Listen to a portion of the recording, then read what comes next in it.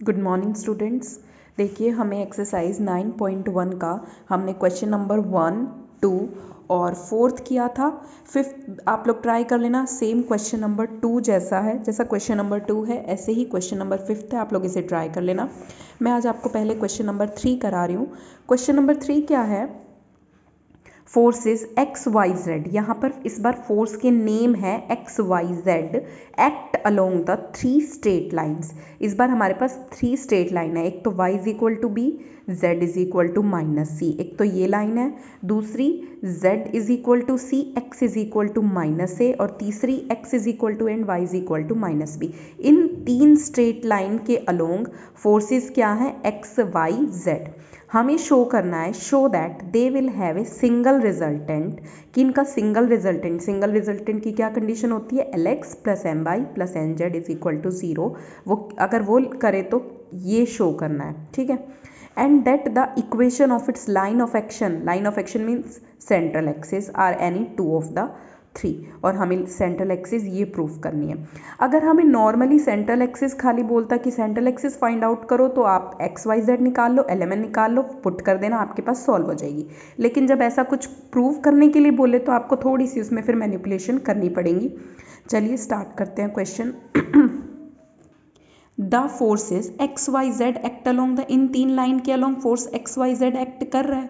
अब मुझे इन लाइंस को यूज़ करते हुए हमें एक्चुअली लाइन बनानी है, जैसे ये बनाते हैं। देखिए हमारी नॉर्मल लाइन आप लोगों ने सॉलिड ज्योमेट्री में या नॉर्मल 11th-12th में पढ़ा होगा, तो लाइन की इक्वेशन होती है x minus x1 by L is equal to y minus y1 by M is equal to z minus z1 by N. हमें एल एम एन निकालने हैं ऐसी लाइन बनाने के लिए, और ये पासिंग पॉइंट निकालने हैं। तो अब हमें सिर्फ ये लाइन गिवन है, y is equal to B, first line यही गिवन है straight line, y is equal to B और z is equal to minus C. अगर मुझे अब इसके डायरेक्शन कोसाइन से एल एम एन निकालने, कैसे निकालूंगी? इनमें एक्स वाई जेड को तो रिप्लेस कर दो एलिमेंट से, और ये जो कांस्टेंट टर्म होती है इनको रिप्लेस कर दो 0 से। तो अगर मैं ऐसा करती हूँ, रिप्लेस एक्स वाई जेड को एलिमेंट से, y को m से, z को n से, और कांस्टेंट को 0 से, m0 n0। m0 हो गया तो इसको मैं क्या लिख सकती हूँ? 0 into L plus 1 into M plus 0 into N is equal to 0। Similarly n is equal to 0 को मैं क्या लिख सकती हूँ? 0 into L plus 0 into M plus 1 into N is equal to 0। यहाँ से इसको सॉल्व कर लेना। l अपॉन में l की वैल्यू निकालने के लिए क्या करेंगे? इसको छुपा दो, हाइड कर दो। 1 into 1 minus 0 1 is equal to m, इसको छुपा दो, नीचे से ऊपर 0 और क्रॉस मल्टीप्लाई करो 0। तो यहाँ से डायरेक्शन कोसाइन से आगे 1 0 0, तो एल एम एन आगे 1 0 0। अब पासिंग पॉइंट x1 तो है नहीं, x minus 0 y minus b ये हो जाएगा, और z माइनस ऑफ माइनस सी यानी z प्लस सी। ऐसे ये एक लाइन का बना है। सिमिलरली आप बाकी 2 लाइन्स देखिए, बाकी 2, ये फर्स्ट लाइन बन गई स्ट्रेट लाइन, इसका यूज़ करते हुए सिमिलरली इन दोनों का यूज़ करते हुए ये बन जाएगी, और इसका यूज़ करते हुए ये बन जाएगी। अब मुझे जैसे हर क्वेश्चन में फोर्स जैसे फर्स्ट क्वेश्चन में P2 P3 P था, 4P था, यहाँ पे ओनली 3 फोर्स हैं एक्स वाई जेड। तो पहला हम एक्स फोर्स को लेके सारा काम करेंगे। Force x acting at point, किस पॉइंट पे अलोंग कर रहा है? एक्ट कर रहा है 0 माइनस बी और सी। पॉइंट तो ये है जिसके डायरेक्शन को साइंस क्या है? 1 0 0। सिमिलरली जो वाई फोर्स है वो पॉइंट क्या है उसके? A0 C, sorry minus A0 C, और डायरेक्शन को साइंस है 0 1 0। सिमिलरली z ऐसे ही अलोंग कर रहा है, पॉइंट है A माइनस बी 0 और डायरेक्शन को साइंस है 0 0 1। अब मुझे कंपोनेंट निकालने ना, मेन काम क्या होता है हमारा इनमें? एक्स के यानी जो भी फोर्स दिया हो उसके अलोंग सबसे पहले तो कंपोनेंट निकालते हैं फोर्स के, और फिर मूवमेंट के कंपोनेंट। सबसे पहला काम है फोर्स के कंपोनेंट निकाल रहे हैं, यानी अब हमारा फोर्स है एक्स, इसके कंपोनेंट x1 कितना बनेगा?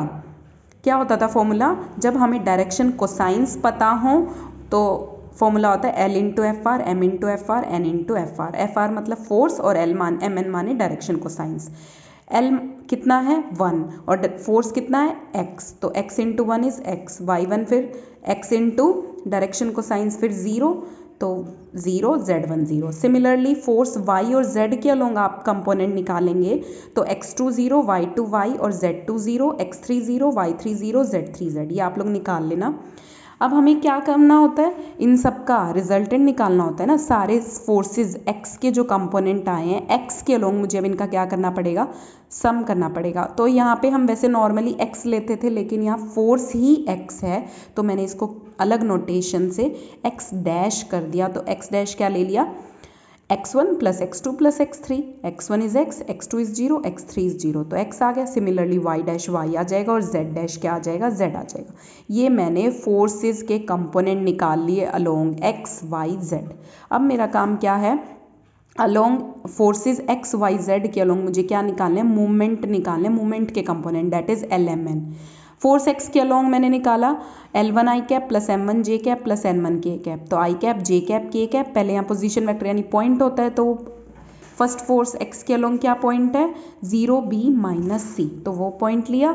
और x के अलोंग कंपोनेंट क्या थे फोर्स के, x 0 0, तो यहाँ से L1 M1 N1 आ जाएगा, L2 M2 N2 दूसरे फोर्स के अलोंग यानी y के अलोंग निकाल लेना, z के अलोंग L3 M3 N3 निकाल लेना, और L1 plus L2 plus L3 करेंगे तो L आ जाएगा, M आ जाएगा और N आ जाएगा।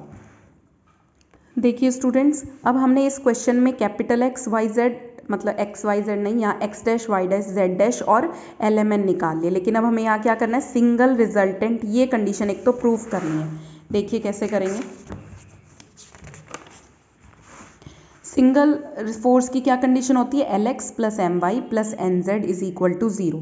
यहाँ पे LMN ये आपने निकाले, इनकी वैल्यूज पुट कर दीजिए। पुट करने के बाद क्या देखो, BZ और BZ यहाँ से 2 टाइम्स आएगा, तो 2 टाइम्स ऑफ AYZ, ये सारी टर्म 2 टाइम्स आएंगी, तो BZX plus CXY is equal to 0। अब क्या करो, हमें जो प्रूफ करना है उस अकॉर्डिंग अपनी मैनिपुलेशंस करेंगे, डिवाइडिंग बाय XYZ। जब XYZ से इसको डिवाइड करोगे, YZ से YZ कैंसिल, तो x बचेगा a by x plus b by y plus c by z is equal to 0। दूसरा क्वेश्चन में क्या पूछा है,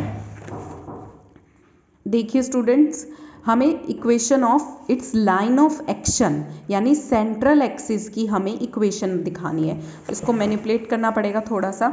हमारे पास नॉर्मली ये होती है सेंट्रल एक्सिस, ये इक्वेशन होती है। ये वाली जो फोर्थ टर्म है हम जब लेते हैं जब हमें ये 0 दिया हो, ताकि हमारी कैलकुलेशन ईजी हो जाए। अदरवाइज अगर ये 0 नहीं है, मतलब सिंगल फोर्स नहीं दिया हुआ है, तो आप क्या लेंगे, इसको लेंगे ही नहीं, आप इसको इग्नोर कर सकते हैं। इक्वल टू 0 करके आप देखना, ये वाली term 0 equal to this 3 equation बन गई। यहाँ से फर्स्ट इक्वेशन में, इस वाली में L minus y z plus z y, L की वैल्यू डाल दीजिए। सिमिलरली सेकंड में M की वैल्यू और थर्ड में N की वैल्यू। 3 इक्वेशन आ गई। अब आपको क्या करना है, बस जैसा जैसा हमें प्रूव करना है ना, उस अकॉर्डिंग थोड़ी सी मैनिपुलेशंस करनी है। डिवाइड दीज इक्वेशन बाय, इस वाली को क्या करो, YZ से डिवाइड कर दो, इस वाली को ZX से, इस वाली को XY से। मैं आपको पहले इसका करके दिखा रही हूँ, बाकी आप ये कर लेना। जो कर लोगे आपका ऑटोमेटिकली जो आपको प्रूव करना है वो आपका आंसर आ जाएगा। देखिए अगर मैं इसको YZ से डिवाइड कर देती हूँ, YZ से डिवाइड करूँगी तो यहाँ कितना बचेगा, B by y minus of, और यहाँ y अपॉन में YZ, y से y cancel, C by Z minus YZ, capital YZ से Z cancel, small y by capital Y बचेगा, plus small z by capital Z is equal to 0। लेकिन ये वाली term, ये जो अभी हमने प्रूफ की थी सिंगल फोर्स की, यहाँ से b by y plus c by z, ये आ जाएगा minus of a by x, और माइनस एक और पहले तो plus a by x minus small y by capital Y plus small z by capital Z is equal to 0। बस minus common निकाल के ये आ जाएगा। यहाँ से इसको सॉल्व करके ये बनी है। सिमिलरली यही प्रोसीजर ZX से इसको सॉल्व करके और अबव वाली इक्वेशन का यूज़ करके ऐसे ही यहाँ से निकालना, और ऐसे ही XY से डिवाइड करके यहाँ निकालना। आपकी ऑटोमेटिकली आपको जो प्रूफ करना है वो आपका आ जाएगा। देखिए स्टूडेंट्स, हमारे क्वेश्चन 5 तक हो चुके हैं। क्वेश्चन नंबर 6 में अभी थोड़ा रेंच वगैरह पूछ रहा है, तो हम इसको बाद में करते हैं लास्ट में। क्वेश्चन नंबर 7 देखिए, 2 forces P and Q act along the straight line whose equations are this and this. इस बार इस क्वेश्चन में ना 3 फोर्स है ना 4 फोर्स है। इस बार जैसे यहाँ सेकेंड क्वेश्चन में 4 फोर्स थे, थर्ड क्वेश्चन में 3 फोर्स थे, फोर्थ क्वेश्चन में भी 3 फोर्स थे, और फिफ्थ में भी 3 है। लेकिन इस वाले 7th क्वेश्चन में हमारे पास क्या है, 2 फोर्सेज हैं और स्ट्रेट लाइन ये और ये है। तो show that their central axis lies on the straight line, हमें सेंट्रल एक्सिस ये प्रूव करनी है।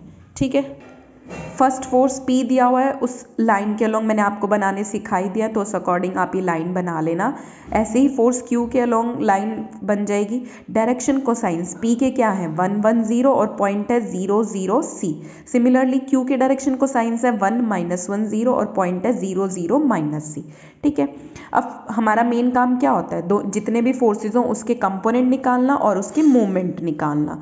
तो component of force P, force अगर हमें डायरेक्शन कोसाइन पता है तो हम कंपोनेंट निकाल सकते हैं L into F R, M into F R, N into F R.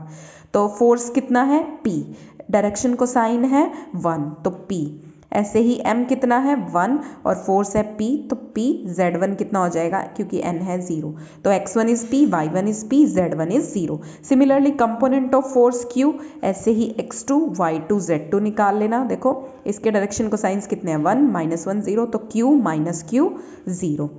अगर अब मुझे टोटल फोर्सेस x निकालना है तो x1 प्लस x2 यानी P प्लस Q, y निकालना है तो y1 plus y2 that is P minus Q, z1 plus z2 that is z is 0।